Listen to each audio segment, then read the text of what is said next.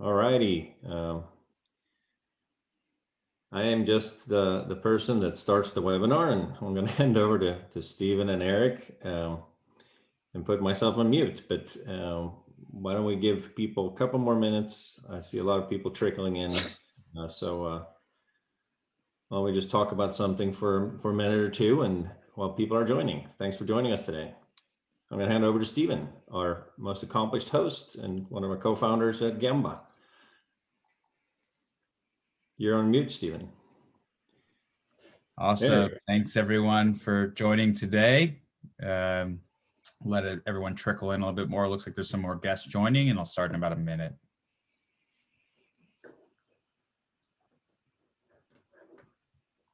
It's April 1st. Has anybody been fooled yet? Any good any good April Fool's jokes?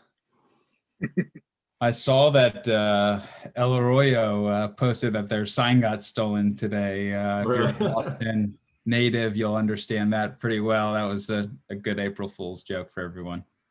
That's excellent. I hope it's not true. Yeah, exactly. All right. Awesome. Looks like the speed of arrivals have slowed down, so I'm gonna, you take it away. Perfect. Well, thank you for everyone for joining today. As Henrik said, I'm one of the co-founders here at Gembah, and really excited to have Eric Howard here with us today, who not only is a Gembah expert at market research, but is also using the Gembah platform at the current moment. Eric has launched his first private label brand in 2016 and sold it a year later to a private label merchandising company. Since then, he's launched multiple brands, generating combined $6 million. Wow. Across Amazon, Walmart, and Shopify. After a successful Indiegogo campaign, he started working with Gembah, as I mentioned, to bring custom products to the market under his newest brand in line, Cali Weights. He also helps clients develop and grow their own e-commerce private label brands. We are very lucky at Gembah to call him one of our market research experts, and excited to provide his offering to all of you if you would like that through Gembah's platform. So Eric, thank you so much for joining us today. I'll let you. Thanks so much for having me. You're welcome, of course. It's fun to be part of the family, and I was introduced to you guys, and I've done a lot of private label, but this project we're working on was a bit more aggressive, it's more sophisticated, and I was like, I need to work with supply chain experts and designers that know what they're doing. So it's been a wild ride. The pandemic made it interesting, and working with multiple factories across a couple of continents makes it interesting. But if there's ever a group that can handle it, it's Gembah. So anyway, guys, thanks for having me. Thanks everyone for joining. We're going to be discussing product research, because I think a lot of folks are on here are either considering launching a new product, or they already have a product up and they're going to launch, another product to add to their portfolio. So a lot of what I'll be talking about is just, high level strategies and business models, and then we'll get into the nitty gritty of some tools that we use to research, manufacture and sell products across a number of different platforms. I primarily focus on Amazon, or I did starting in 2016, but that naturally evolves into so many other things, Walmart, Shopify, eBay, Etsy. You can pull research from all those areas, and you can get your product out to as many areas as possible. Stephen, you got to do your own. Maybe you already have, but the stuff that you've done on the retail side, because that's a whole other thing. Once you kick butt on the e-commerce side, and the next level is retail, right? And so that's our goal. Ultimately, and the more places you are, the bigger your footprint, the more of a stronghold you have on quote unquote real estate, whether it's in real estate or virtual, the better chances you can have when you want to get your business sold, acquired. And so all those things are good end game things to think about when you're thinking about your strategy at the very beginning. So I'll just jump in. I've got some quick slides. I don't want to make it too formal. So, okay, don't mess this up. And I think that's what's exciting about, your journey specifically, as well, is the fact that you've already been through exit on one of your products in one of your categories. You're currently selling, you've gone through this evolution of going from e-commerce, now going into retail with some products. So, I think that from your perspective, it's really awesome for everyone to get that perspective from you. Yeah, it was fun to get, sometimes you have to get your hands dirty. You have to go through some of the monotony of like emailing manufacturers in the middle of the night. You got to do a lot of that legwork, and then oftentimes you'll find an investor or somebody that wants to just sell on the platform and has no idea where to get started. You've done all that legwork for them, and so they're paying you a premium to kind of take those big shortcuts. But having gone through a lot of that legwork, it's like it really sharpens your tools, and you know what you're doing, so that you can kind of rinse and repeat and just keep doing it. So it's nice to know the ins and outs down to the penny, so that when you want to expand your business, you know how to do that, and you can acquire other brands as well. But you've done it, so you know what it takes. So all right, let me just share this, and then I'm going to do view presenter mode. Does that work? It's showing one or your next slide up. So your slide on the next slide. Maybe there's a different view. Let's use slideshow. Let's try that. There you go. Perfect. All right, sweet. Cool. So who am I? My background was I was doing marketing, I was doing content creation. I was getting good at selling other people's products, whether it was a video game or YouTube influencers, beauty brand. And then I was, the more I heard about selling on Amazon, the more I was like, hey, I should start selling my own products. So started dabbling in Amazon in February in 2016. I started doing some research, made a lot of expensive mistakes, from, doing seasonal products to, I think I gave away 700 units for free by accident one time. But we keep at it. And once you sell your first unit on a platform like Amazon, you get this like euphoric feeling where you're just like, oh my God, I can do it. Like people are going to buy from me. This person that just like launched this random product. And so I just kept launching more products, and I ventured in 3 or 4 different categories, and we grew that business, and then we sold that business, and then we launched more stores across home and kitchen, health, and sports and outdoors. And so a lot of stuff I'm doing is sports and outdoors, which is how we led to doing the Cali Weights line with Gembah. But I do primarily private label, but sometimes that stuff takes a while to get your inventory in. It's nicer margins. So we're also dabbling in wholesale, which is teaming up with distributors and selling them across a number of different e-commerce platforms. Okay, so these are some earlier products that I was testing. An aroma diffuser, which was good, but I think when I launched it, I was sourcing it for something like $12 and selling it for $32. Very good margins.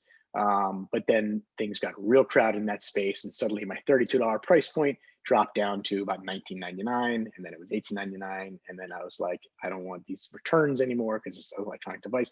So you got to know the manufacturer that you're working with, and you got to know that there's a little bit of a moat around your product.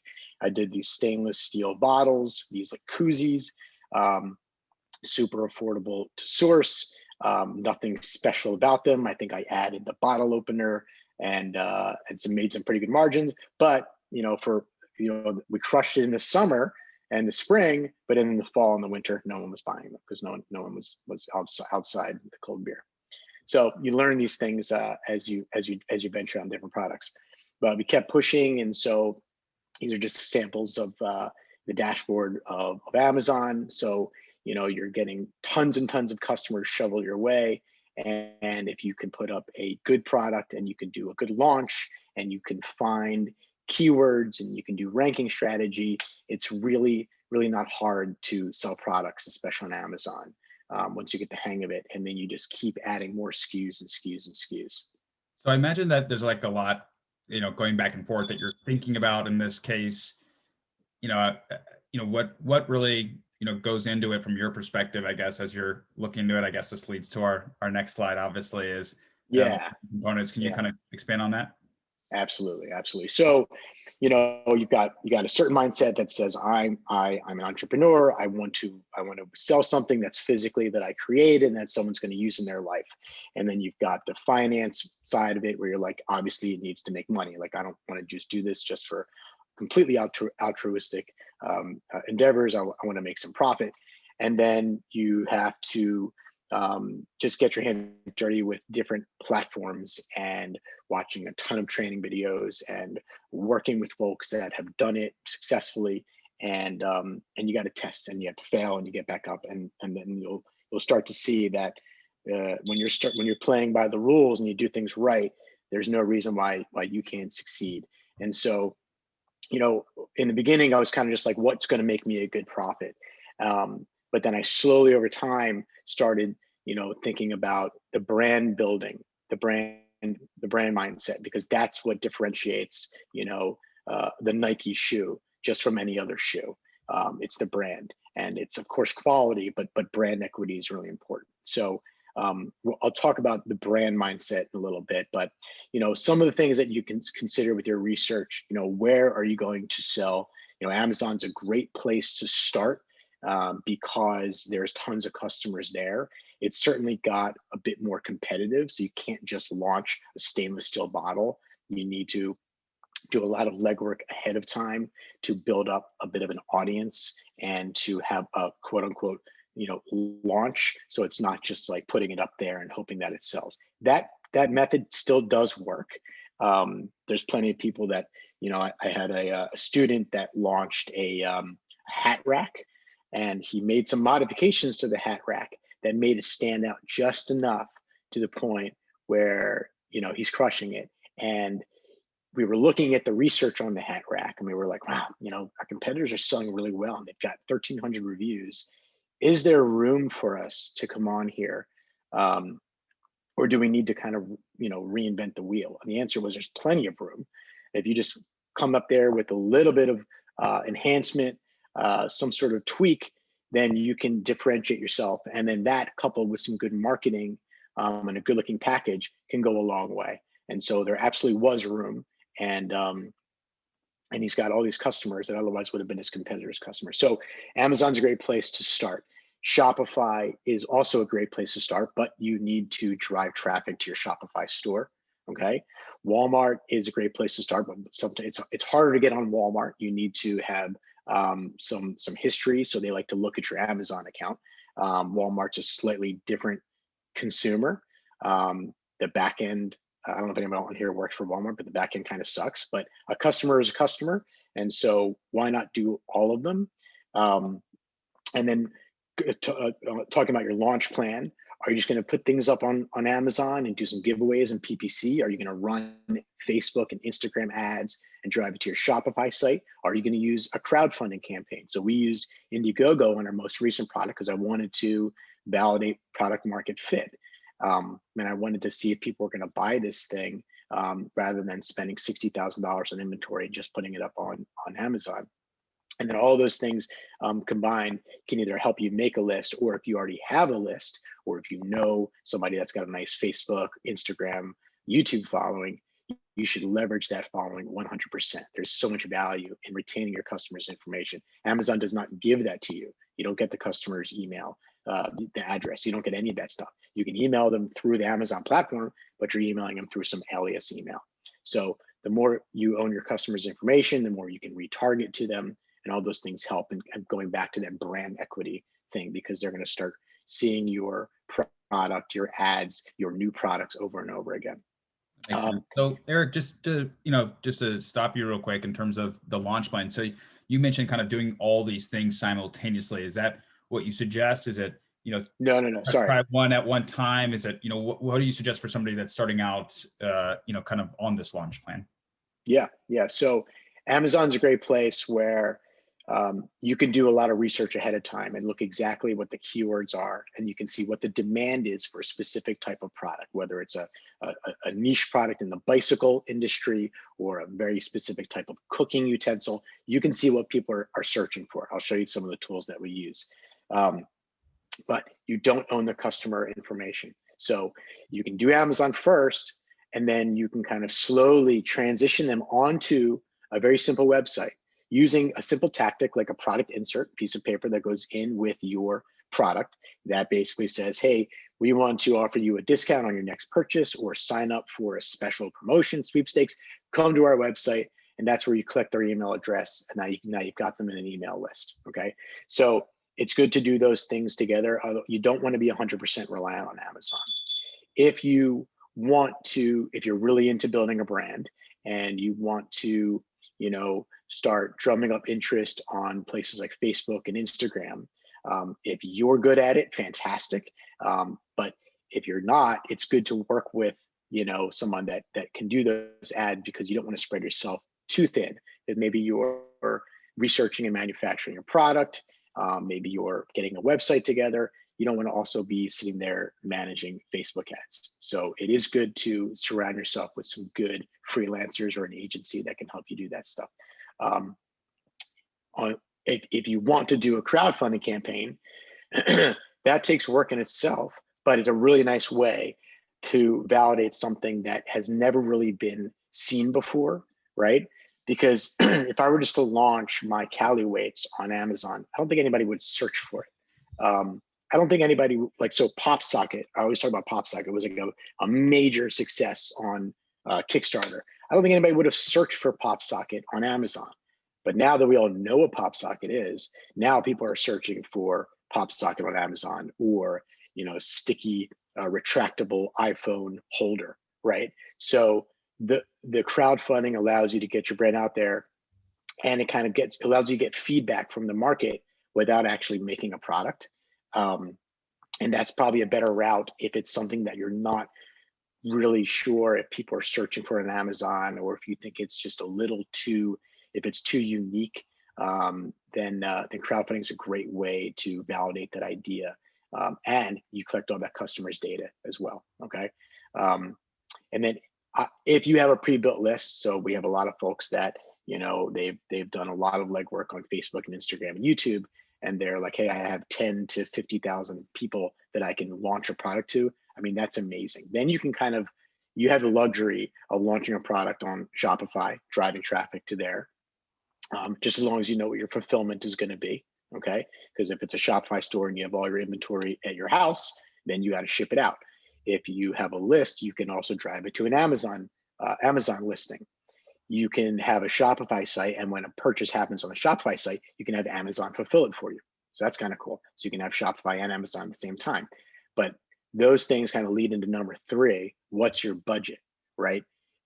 If you have a list, then it's easy for you to drive traffic. If you don't, you need to get that list. So you need to factor that into your marketing on top of your actual manufacturing, right? So what's the price of the product? How much is it going to cost to make the product?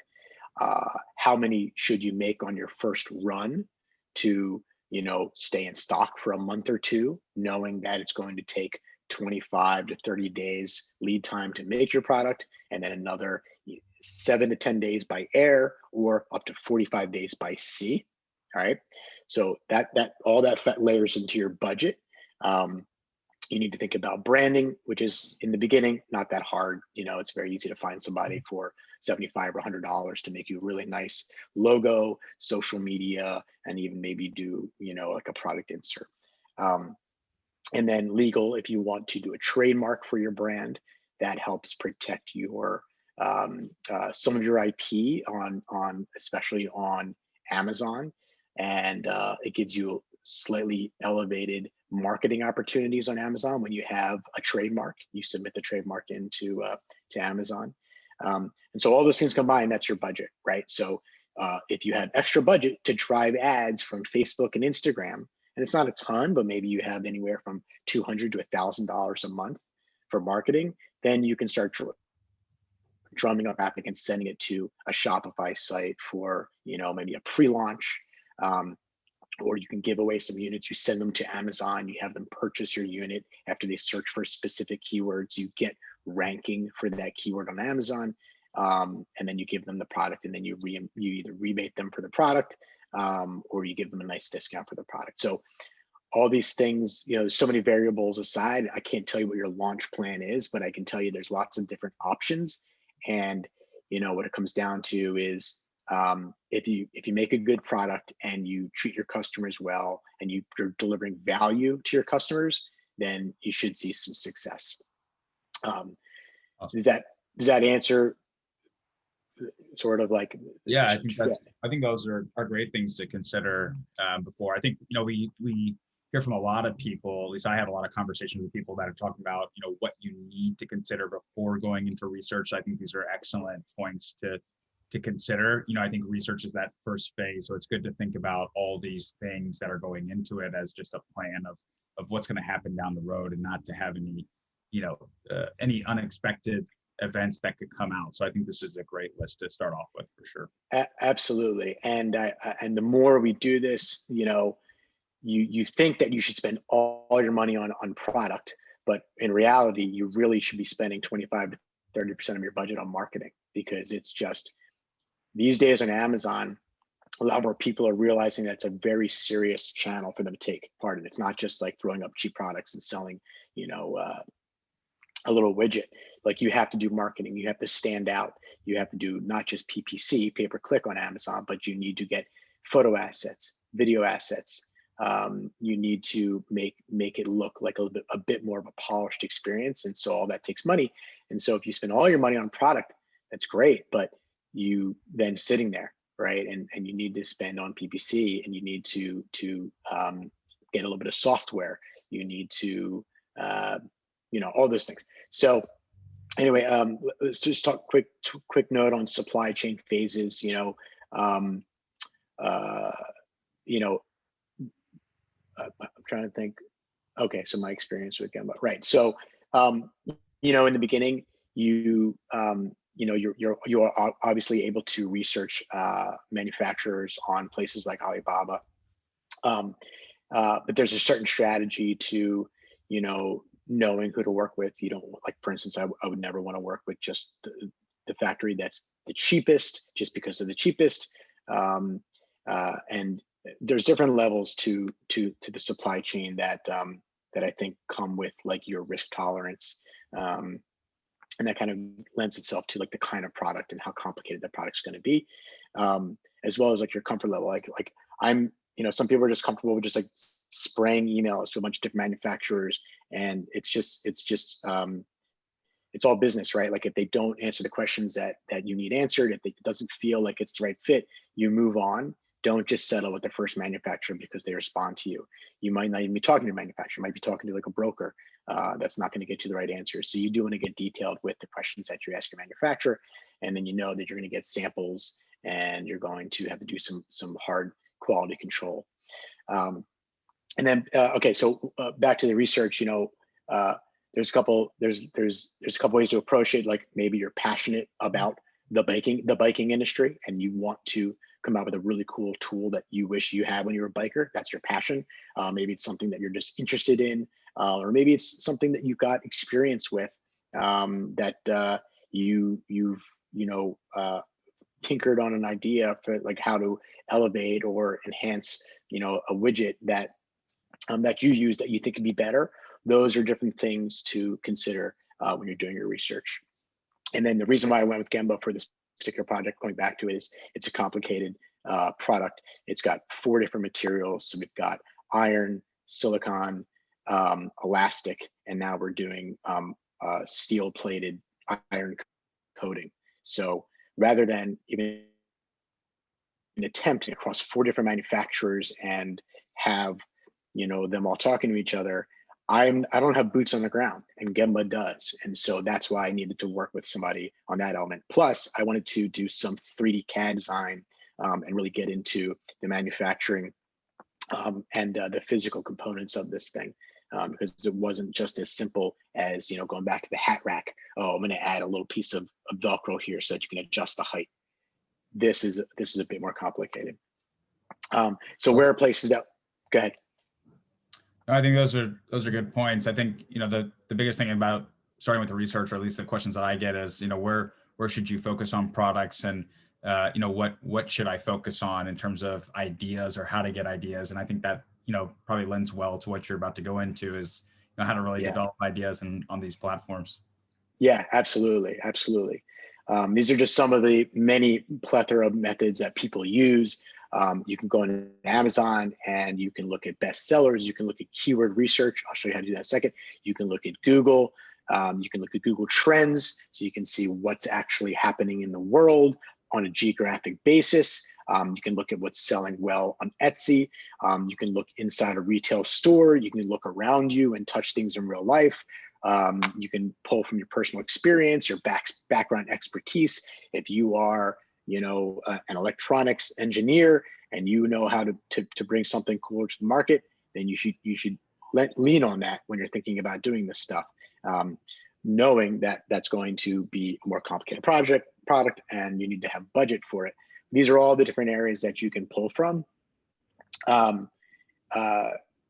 So let's talk about some of the high level bullet points of what I'm looking for in a product. And this kind of varies, but on the Amazon space, we're looking for high revenue potential based on keywords. All right. And if there's not a lot of keywords, then you need to think about what's the value or what's the use of this product, and how am I going to get the word out for it? Is it going to be Kickstarter? Is it going to be, some sort of prototype and working with influencers and getting eyeballs on it and getting feedback? Product market fit is really important. And the thing about Amazon and keyword research is you already see what the product market fit, you see what customers are buying. We look for median sales per month on page 1 to be around $15,000. That's a personal preference, but I don't want to spend too much time on something that's not going to really move, because there's plenty of expenses. So you want your net margins to be good. Margins before pay-per-click, 35% or greater, a product price of around $20 or higher. Not that you can't do great on a $17 product, but it's just, there's a little bit less room for error. We're heavily brand focused. So we want to tie multiple things into a brand.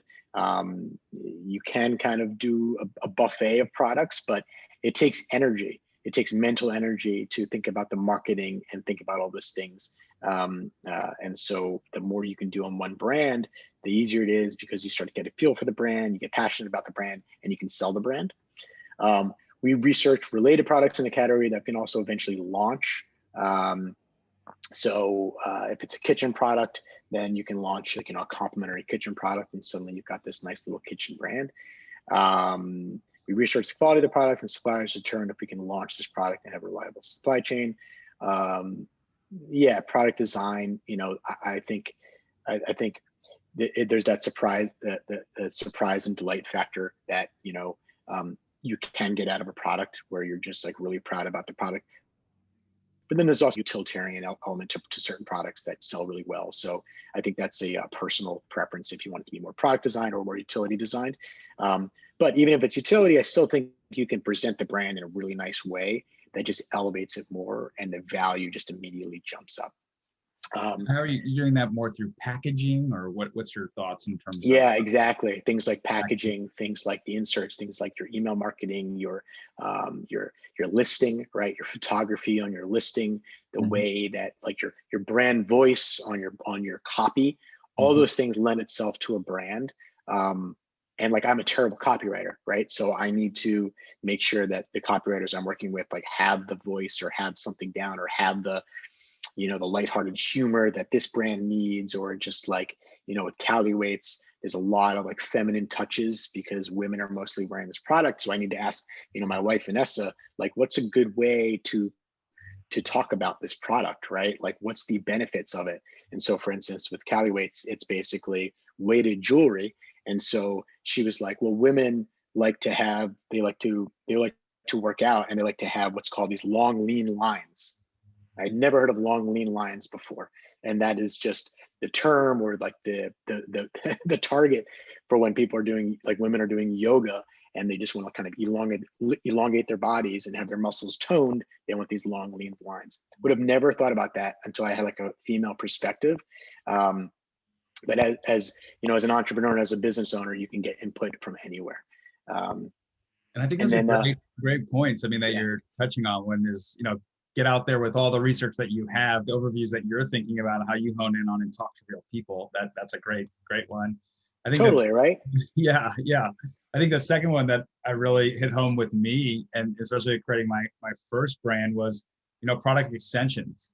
When you're creating your first product, there's no reason to like jump ahead of it, but you should be at least having the idea of where you can go with it as you're doing your research. I think that's an excellent point too. And then finally, which hurt us in our first company, which we later learned down the road, which is average order value, right? What is that average order going to be, or what are you targeting? Do you have enough dollar margin in that product? I think these specific points that you made are excellent points for anybody who's looking to create a product for the first time and go into market research.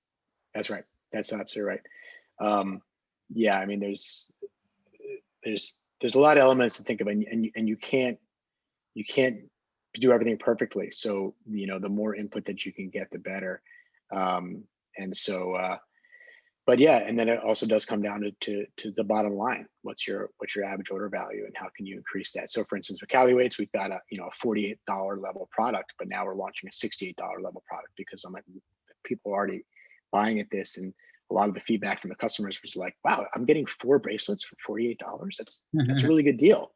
And so I'm like, ching, okay, light bulb. Man. Yeah, exactly.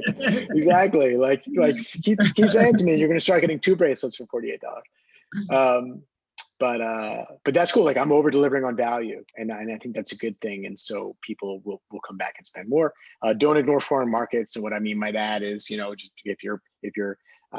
if you're focused solely on the United States market, there's no reason why your product can't do very well in Europe, in Canada, what have you. Just think a little bit bigger.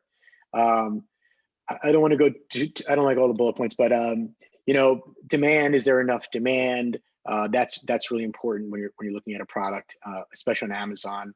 300 to 800 units is a good rule of thumb. Opportunity. It's getting much harder and harder to find these like grand slam products. Back in the day, you could launch a product and you could sell 3,000 up to 10,000 units easy. But now, I want a product that's going to be, kind of like a single or a double, and work my way up to those home runs and grand slams. But in terms of like when you're budgeting out your product launch, if you're going to go after a product that sells, let's say 3,000 units per month, and you're like, oh yeah, I'm going to make $5 profit for each one, so it's $15,000 profit. Well, guess what? You need to have at least 2 to 3 months worth of inventory in stock at all times. So your cash flow is going to be 3,000 times 2 or times 3. So now you need to have 9,000 units in stock times however much the unit costs to make. And that was a problem I ran into with those oil diffusers. It was like $12 or $13 times however many. So I was like, I'm wiring out 20, 30, 40, 50 grand at a time. And yeah, you're selling a lot, but it's like, unless you've like done that before and you have a comfort level of like big money in and big money going out, just be careful of your cash flow and your operations when you have like a high volume product, because you're going to need to have inventory. If you run out of inventory too many times, it doesn't do you any good. And Amazon doesn't like when the customer is trying to buy something and there's no stock. So you start to lose your ranking and all those things. Product differentiation, Black Swan. I think this is becoming more and more important by the day, especially on Amazon. More people are jumping into Amazon and launching Shopify stores. And yeah, I mean, it doesn't. You just need to put you need to put your brain to it a little bit to figure out what is going to differentiate your product, your brand from the other product. And it doesn't necessarily have to be something so groundbreaking. I mean, really, I've seen very fundamental kind of utilitarian products that they just hit differently from their marketing, or just like their use case. They figured out a way to differentiate enough where it's not like they had to go and create all new molds for the product to actually make the product. They just needed to figure out something a little bit different that's going to make the customer go, huh, well, that's cool. All right, I didn't think about that. I didn't even realize that I needed that in my life. I'm going to give that a shot. And then going back to brand builder, I'm sure you guys have heard the word tribe. You want to get a customer on board and get them excited and proud to be a backer of your product, bringing value to them. So there's the analytical side, the creative side, and then there's the money math. Does this product make sense financially? So when we're launching a product, we need to know exactly what our cost of goods is, what our landed cost is, down to the penny. And we need to give ourselves enough margin so that we can reduce the price when we first launched a product. I think in the beginning, we were selling Cali weights for, almost 70% off, just because we wanted people to give it a shot. We wanted to get some traction. And so you can break even or even lose money in the beginning to kind of get some stuff going. On Amazon, you can launch with a coupon. You can launch with a discount. You don't want to come in as like the most expensive product when you're like the newbie, right? So just think about that when you're planning out your budget, your cash flow. But then if there's enough margin, then you can still make money when you kind of go back up to the normal selling price. Let's see. Okay, so going back to finding a good supplier, I mean, Gembah, can teach you all about this, but some of the things we look on Alibaba: gold rating, trade assurance, check mark, make sure those are both checked. You want an established track record. You want really good communication. I should put really good communication here. So what I'll do is, when I'm talking to a manufacturer, and I do this with the Gembah account managers, right? I'll send you guys like 15 questions, and I'll number them, and I'll make sure that answers come back for each number. And so I'll do that with a lot of manufacturers, and manufacturers that kind of just like gloss over them and don't answer my questions. Well, guess what? They're probably going to gloss over the little details that I want in my packaging or that I want on my elastic. And that's a no-no when I'm spending a lot of money. So I want really good communication. Don't want just the cheapest manufacturer. You could go for a little bit. This is a long-term partnership, it's a long-term relationship, and you want to be able to trust them. And so even if you spend a little bit more for better quality, then you know that you know what you're getting, and you know that you're going to get it hopefully on time. And you want to make sure you're working with a manufacturer, not a trading company. So one way we can kind of tell is when we ask very specific technical questions about a product. And if they say, let me get, often not, they say, let me get those answers and get back to you, and they don't get back to you for a few days, they're probably going and talking to a manufacturer and trying to play middleman broker. So just be aware of those things. Helium 10 is a really good, powerful tool that I use for Amazon research. There's a way to research specific keywords. You can narrow it down by your competitor. You can see exactly where like the blue ocean is in terms of what your competitors are not ranking for. And so when you're developing a product, we're going to look at 10 or 12 competitors or similar minded type products. We're going to look at all the keywords, and we're going to look at the areas where they're not going after. Those are the areas that we're going to launch with. We're going to use specific URLs to launch and capture those keywords. But going back to, is there even enough search volume in that area to launch the product, right? Is it too niche? Is it too specific? Or are people already searching it, right? You don't want to, you don't need to start from scratch. Amazon is going to give you a ton of data. Helium 10 can give you a lot of that data, and there's some tools in there. Oh, I forgot my shameless plug of AMZ Engine 50 for 50% off your first month. So here's an idea of like how you can use Blackbox to start finding some product ideas. So you can narrow it down by category, you can narrow it down by number of sales, you can narrow it down by number of images, right? So if a listing has one image, there's a lot of room for growth there. So I can come in with a slightly better products, a much better listing, and start capturing those sales. So just like that's a little tactic. And you can narrow it down by price, you can narrow it down by reviews, and then what kind of shipping size tier you want to ship. Lightweight is always a little bit easier. We ship products from our warehouse that are up to 200 pounds. We don't let Amazon do that. I prefer much more to work with the 2 pounds and less. It's just a lot easier. You can fit way more on a pallet. You pay less for shipping, and it's less space in the Amazon warehouse. And then Right. So the goal of keyword research, we're going to find opportunity areas where our competitors are not ranking. We're going to calculate how many we should be giving away or what kind of sales volume we need to get on page 1 for a specific keyword on Amazon. And that's really important to know, because that's going to tell you how many you need to manufacture. Okay. This is going back to Google Trends. If you haven't used it, it's pretty incredible. You can do by geography, by time period. You can see exactly what people are searching for. You can avoid trendy items, right? So everyone was doing fidget spinners, but you don't want to do a fidget spinner, because if everyone's doing that and then it dies down real quick, then you just manufactured 3,800 fidget spinners and you can't sell them.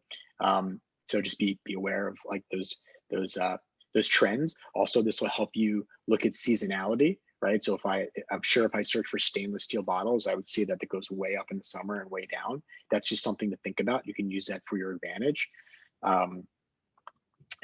Keepa is another really powerful tool that we use on Amazon that allows us to kind of see what exactly is happening on the buy box. So if I'm looking at a competitor, I can see what their launch strategy was. So oftentimes, like on a launch, I don't know if you can see my mouse. Can you see my mouse? Yeah. Okay, so oftentimes, like on a launch, you'll see it kind of like lower, and it'll kind of stair step up, right? Because they're trying to introduce their product to Amazon.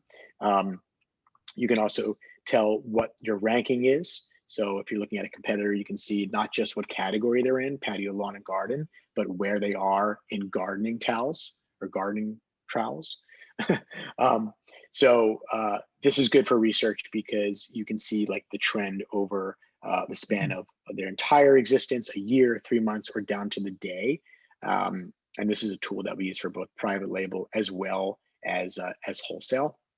And it's a pretty cool Google Chrome extension. And so you install it in Google Chrome, and every Amazon page that you go to, you scroll down and this Keepa chart will be there. And it'll show you exactly where the sales are happening. And you'll start to see, how frequently sales are happening, and those kinds of things. So if you combine that with Helium 10's X-ray, you can get a real good sense of how well a product is selling, what the average daily units is, what's the average price, and what the ranking is. And ranking is really important, right? The lower the BSR, the lower the bestseller rank, the better. So whenever you're this using them in conjunction, is that correct? That's exactly right. The other, it's a mix of both of them to kind of get a comprehensive view. That's exactly right, because you know what? They're all guesstimates, right? They're all using Amazon's API in the back, but Bezos isn't giving them those numbers. So they need to do their own proprietary algorithm to figure it out. And so you will see Keepa say one thing, Jungle Scout say another thing, and Helium 10 say another thing. And it's up to you to kind of determine what's the median. And you won't really know until you're actually selling. So I've seen on our products, I've seen the software go lower, and I've seen it go higher. It's not drastic. I mean, it's a good guesstimate. But the more tools you have, the more you can kind of get a bigger holistic picture. But yeah, I am using them in conjunction. Keepa is $125 for the year, and it's a really good tool. And it's going to give you some nice price history graphs. So this is our goal when we're launching a product. We want to, this is a specific keyword. We want to get as many of these keywords as possible. This keyword searched for 28,000 times, 28, 18, 13. So cumulatively, it's a lot of searches, right? And this is our current organic position over time. So we can launch a product, and we can do, some giveaways, and we can do some ads, and we spike, and we drive a bunch of traffic, and we go from super low ranking to super high ranking, and then it kind of tapers off. And then as reviews start to come in, as Amazon starts to see your sales history and your consistency, you got to earn all that stuff. You got to earn Amazon's trust. They'll start showing you organically, and they'll start ranking you organically for more keywords. And so it's a monopoly. It's a real estate game. The more keywords you are on, the better you will do on Amazon. I haven't dove into as much on the keywords on Walmart. There are some really good folks on the Walmart side that I hire to help me do all my SEO on Walmart. But for the most part, Amazon, these tools, it's so clear that when you start getting up those numbers in organic ranking, you start to see your sales just start ticking up. And so if you're doing this well for these 4 keywords, there's probably another 800 keywords that you need to be going after, right? So you go wide and not just deep. And so this is what we want to focus on. And this is all inside Helium 10 as well. You can track, you can enter in your keyword and you can see exactly where you're tracking over the course of time. And that's really essential. And you get things like the #1 release, you get things like the bestseller badge and all those things. And reviews are extremely, extremely important. And how do you get good reviews? By delivering good value, delivering a good product, delivering good customer service. And then just general strategy, when you're going to launch a product, it's really important to know what you know and what you don't, because then you can go out and find the people or find the information that you need to kind of fill those gaps. You need to focus heavily on your strengths and don't try to do everything all at once. There's a lot of people that are like researching Amazon products and talking to manufacturers, and they're already thinking about, well, I got to launch a website. Like, launch a website? No, you haven't even gotten one sample yet. Slow down. Let's put together a grid of your budget. What's going to be your cash flow need? How much inventory are you going to need? Because those are the kinds of things that you want to talk about for your manufacturer, because manufacturing your product and figuring out what your product is important. And then you start thinking about branding and what's your approach going to be? What's your launch going to be? Is it just going to be purely Amazon, or you just start building a list? So it's good to kind of take things one step at a time. And whenever I'm working with someone that's launching a product, we really lay out like A to Z what they should be working on. And there's critical things in the beginning, and then there's plenty of stuff that you're going to get to, but wait until maybe your samples are on a plane. You're not going to get it for 5 or 6 days. That's when you focus on the next task. Don't do everything all at once. Think with your brand builder mindset. Launching a product is great, but launching a brand is especially in these days, absolutely critical. Customers have gotten so savvy. We all can kind of read right through ads. When I'm talking to a customer on Facebook Messenger, I talk like a real human being. I make them laugh. I use emojis. I'm not just like this formal, IBM business guy. I'm just, we're launching a brand, and we want you to be happy, and we want you to feel proud that you're one of our customers. And so, all that stuff lends itself to a brand. It's not just the product, it's the packaging, it's the email, it's the emojis, all that stuff. What's your long-term strategy? Is it an asset that you want to create, semi-passive cash flow? What are you looking to do? Do you want to just like make an extra $2,000 a month? Work backwards. How many units does that mean you have to sell per month? Is this an asset or brand that you want to build and sell eventually? To over deliver value to the customer, surround yourself with like-minded people. What I mean by that is get in some awesome Facebook groups of people that have launched products, failed at launching products, software nerds that are like analyzing data. Go to meetups, go to trade conferences, like get into it, because you'll find yourself really inspired. And sometimes it's hard, like if you have a job and you're trying to do this on the side, it's hard to kind of keep the momentum going. But going to those kinds of events, or at least like checking on Facebook, and a guy puts up a screenshot, I just launched my product, I sold 32 units the first day, I couldn't be more psyched. You're gonna be psyched for that person, and it's gonna drive you to do that yourself as well. So like, for instance, like talking to you, Stephen, when you're saying I'm in all these, retail stores and this is what I did, I'm like, oh crap, I gotta step up my game here, right? So that kind of stuff's important. And then it just goes back to, then you got to put in the work.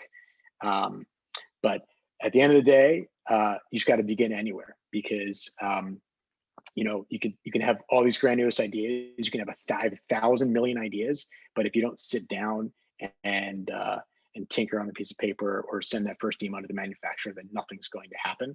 And so if you have been thinking about launching a product, there are plenty of strategies and plenty of tools, but you just got to sit down, you got to start, and don't put it off, because the faster you launch, the faster you're selling, the faster you get better, you iterate, you optimize, and suddenly you've got this thing going and it's growing. So it's a lot of fun. That's awesome. Eric, there's a number of things that I've taken away from this presentation that I thought, were really valuable. I know we have some questions to get to as well, and kind of wrapping things up, and I'll supply some other information as well. But I thought that was really great. I think a number of things you said too, specifically, that I wrote down were about being human, right? A lot of people forget about that. We're in the day of age that, everyone is Zooming from home, and there's things that come up, and we have kids and people are running around. So it's okay to show your humanistic side and really, create value there with your customers. I think another good point was that, don't necessarily just try to go hit a home run every single time, right? There's a lot of products on Amazon. How do you compete with something that has 13,000 reviews or something along that nature of that? And the idea of brand building to launch multiple products under a line of brand to, create all those together really creates a ton of value. And that's, ultimately what could lead to a big payday at the end of the day. So I think those things are really great. One thing I wanted to note to everyone that's in attendance right now, I know that some people have been asking, can Eric help us out with our projects? Yes, Eric can absolutely help you out with your projects. Actually, you can do that through the Gembah marketplace as well. I'll be going ahead and listing off an email address that you can email us at if you're interested in booking some time with Eric. Not only does Eric have expert strategy sessions available, he can do full market research for you and walk you through the process. There's a number of ways to work with Eric through the Gembah platform. You can book Eric at Book an Expert, and that's book an expert at gembah.com, and I'll go ahead and send that out to everybody as well. But that's an excellent place to be able to book some time with Eric as well and get some of his knowledge throughout this process. Another question we had today was, will a copy of this PowerPoint or recording of the presentation be made available? And yes, everything will be made available on our blog and our Facebook page at gembah.com. So you can check us out through there as well. I'm going to go through some of the other questions that we have here. If anybody has any other questions. I'm curious to know who's in the webinar, like what kind of folks are here, and where are they in the process? Yeah, so feel free to write in any questions that you have to us or Eric at this time. We'll leave it open for about 5 more minutes in terms of asking any questions. Eric, to kind of talk to you through your journey. You said one thing I thought was interesting that you noted through the process was that that don't do everything all at once. Kind of wait till you kind of build the plan and then execute along the way. Your experience from using Gembah services and going through the Gembah process, were there things that you waited on? In other words, like you started thinking about packaging or inserts or things like that. At what point did you start that process on your journey through, launching Cali weights, and where did you find that was the best, process to enter on? Yeah, so this was an interesting product because we're so used to like selling these heavy sports and fitness equipment and weights and everything that I wanted to focus on a different demographic. So I was like, all right, what can we do that's on the female space that's doesn't require you to lift 200 pounds of cast iron weights? So we were like, okay, can we do something in the fitness and the jewelry space? And that led us to spending months with you guys, with some of your 3D product designers to figure out what's the product going to be and what's the mechanism of it.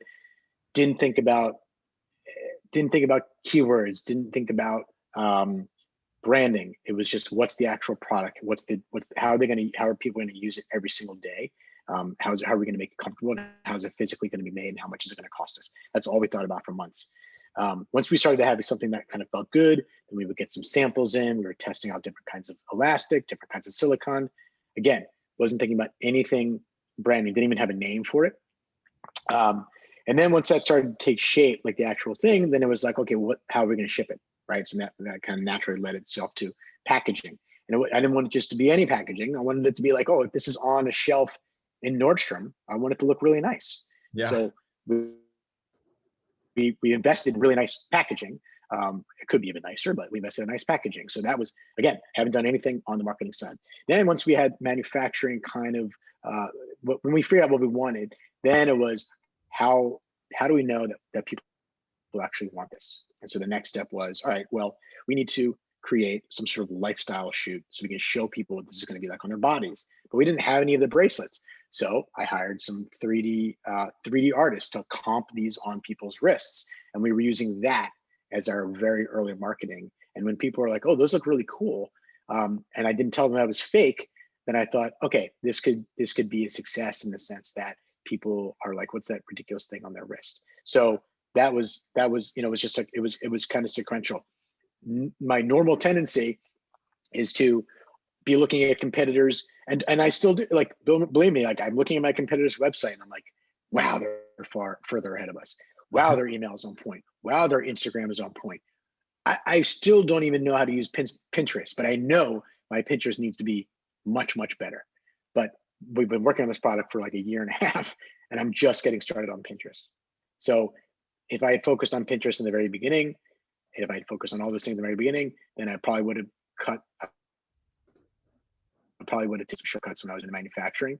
And so as much as I wish we could move faster, it's good to go a little bit slower. And then the more you do, the better you can get at kind of outsourcing once you kind of get comfortable about it. But I know nothing about social media, actual like scheduling. So I had to hire somebody to do social media, but it's all these things, like I want them to be a lot better, but I'm trying to be patient. So so you can't do it all at once because you only have so much money to go around, right? I wish I could, you know, launch an incredible web experience, but it's like I got to do something within my budget. That's awesome information. So we have a number of questions. We don't have so much time left, about 4 minutes left in this. What I'd say is, again, for everybody that we don't answer questions for, since there's quite a bit, you can get some time with Eric through Gembah's platform at, go ahead and email us, and just the subject line can be Eric Howard. And it's book an expert at gembah.com. Again, book an expert at gembah.com. And I'll go ahead and put this in the chat for everyone to see the website as well, for you to have it if we don't get to all the questions. One of the questions, the first question on here from Noah is that, were you concerned about the listing on Indiegogo, et cetera, for competitors' use to skip the line on to your idea? So, you know, basically other people seeing it and poaching your idea and going ahead and starting that venture. Was that a concern of yours? Sure, but it's a lot of work. It's a lot of work to do that. And like, I used to always be so scared, like sharing my ideas, but like the actual chance of someone going through with it and executing it and doing a really good job at it are very, very, very, very slim. So of course we did a design patent to kind of get some protection. We did a trademark, but you know, sure, anybody can steal your idea, but I think it really does come down to execution. Cool. The next one is, can you talk a little bit about strategies on ranking multiple keywords per product? Yeah. So, you know, there are some tools. Pixelfy is one of the tools that we use to rank multiple keywords. So it's a URL rotator that allows you to target multiple keywords at once. You could be driving traffic from Facebook on one keyword, driving traffic on Google Ads using another keyword, driving traffic from Pinterest using another keyword. On your many chat campaigns, you know, your messaging campaigns, when you're talking to customers, you can tell them to search for specific keywords when they go to buy their product. And so you've got, you know, I would probably work on between 5 and 7 keywords at once. Any more than that, you start to really dilute yourself. And every keyword that you've worked on, you have to work on. It's, you know, it's tracking, it's mental energy, it's giveaways, it's marketing dollars, it's PPC, those kinds of things. But definitely, you know, definitely work on multiple keywords at once, and don't go after the big keyword, right? If you're launching, you know, a pet food bowl, you know, go after some longer tail keywords, because it's going to be extremely hard to compete with the big boys when you have 0 reviews and when you have no traction. So go after mid to longer tail keywords. And once you've kind of got those in the sub 50 range, it's time to move on to another one and hit those with PPC as well. Yeah, I think that's an excellent point. Stringing together long tail keywords often is a better strategy than trying to hit that home run on that first one. I learned that the hard way at the beginning by spending a ton of money on the big keywords. And maybe you spike up. Maybe you're like spike up and you're on the first page, but guess what? In 3 days, you're gonna drop right back down.